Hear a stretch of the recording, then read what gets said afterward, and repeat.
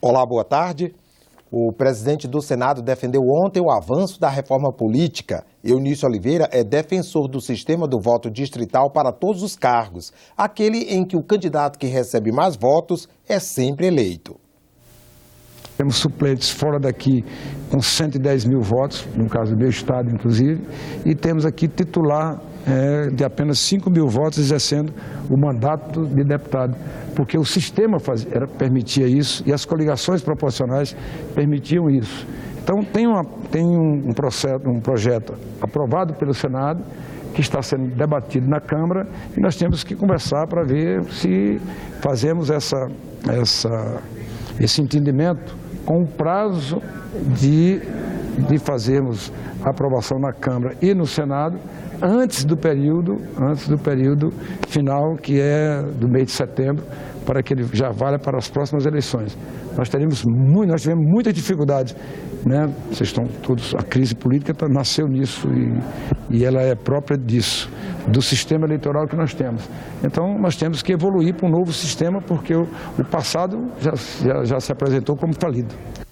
Parlamentares dos países que integram o Mercosul se encontram nesta segunda-feira em Montevidéu, no Uruguai, para a reunião do Parlamento Comum do Bloco Econômico.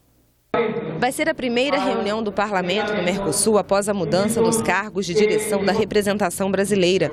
O deputado Celso Russomano é o novo presidente e o senador Roberto Requião é o vice. Nessa reunião, deputados e senadores dos países que compõem o Mercosul vão debater, entre outros temas, a crise na Argentina, a suspensão da Venezuela do bloco em dezembro do ano passado e a entrada da Bolívia, que ainda precisa ser aprovada pelos parlamentos de cada país. No Congresso Brasileiro, o relatório da senadora Fátima Bezerra identifica problemas na democracia boliviana, mas pede a inclusão do país no bloco econômico.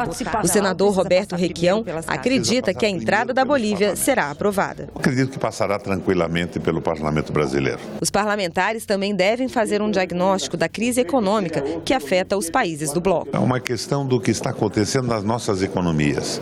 Se a crise é uma crise interna, se ela deriva exclusivamente de erros de condução, ou é uma crise provocada por interesses externos hegemônicos?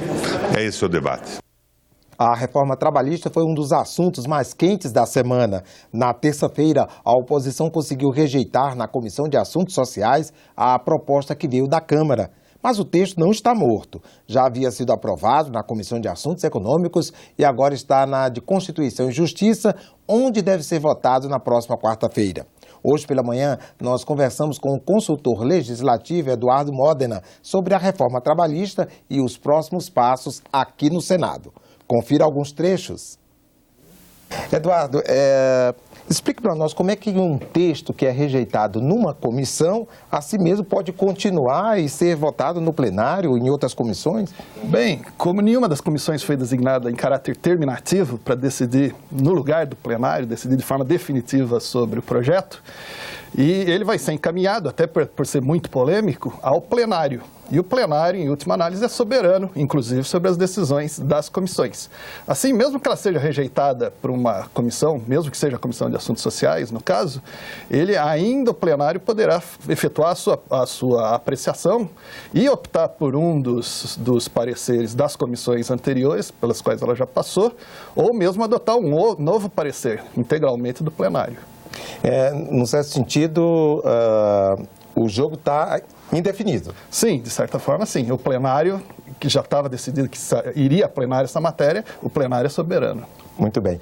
Agora, na Comissão de Constituição e Justiça, o debate, em tese, é sobre a constitucionalidade. Sim, a Comissão de Constituição e Justiça tem a competência regimental por analisar os aspectos constitucionais da matéria, mas sempre acaba tratando de mérito também, acaba sendo inevitável em qualquer matéria.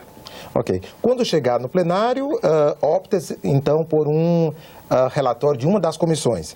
Isso é por votação. Sim, é por votação dos senadores, obtido as regras de quórum do plenário, e o plenário pode optar ainda por um novo parecer que seja apresentado no próprio plenário. Quais pontos são mais polêmicos, considerando a Constituição? Em questões de mérito, algumas questões relacionadas ao contrato de trabalho intermitente, que ele violaria diversos dispositivos do artigo 7º de Direitos Sociais da Constituição. Algumas questões referentes à representação sindical, que a retirada, por exemplo, do financiamento dos sindicatos poderia constituir uma ameaça à Constituição.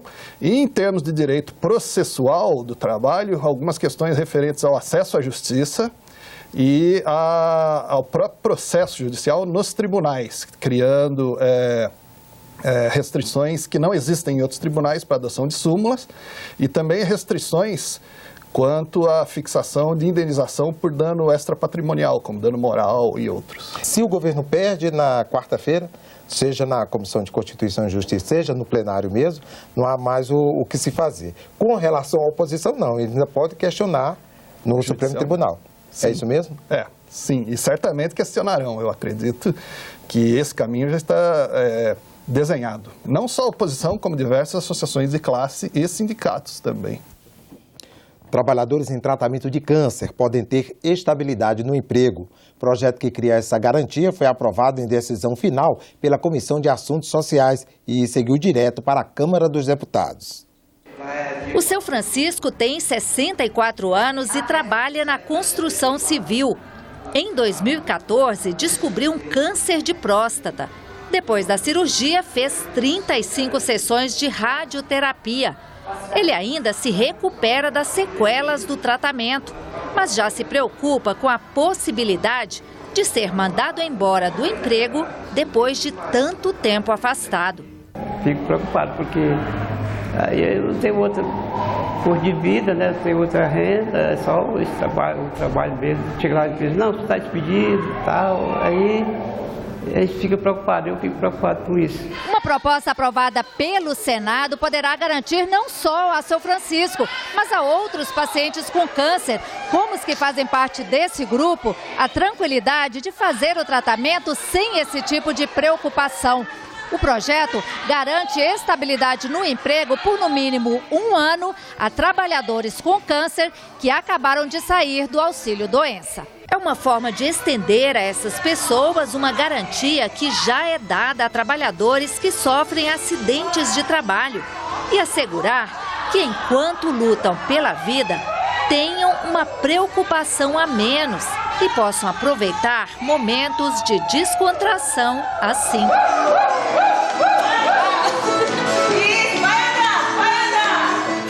A pessoa que está com câncer, todo mundo sabe que é uma doença grave, né? Gravíssima. E o camarada está lutando pela vida ali. Calcula ele ser demitido. A autoestima dele pode, inclusive, piorar a doença. Terão seus empregos garantidos e mantidos. Ele já passa por um sofrimento, que é estar doente. E está doente por uma doença grave, que é algum tipo de câncer. Imagine, ele tem que sofrer mais ainda com a possibilidade do desemprego. Então, esse projeto faz justiça e dá segurança a esses trabalhadores. Esta edição termina aqui. Acesse a nossa página na internet para rever essas e assistir a outras reportagens. A gente se despede com uma seleção de fotos da Agência Senado que mostra como foi o trabalho dos senadores nesta semana. Até a próxima!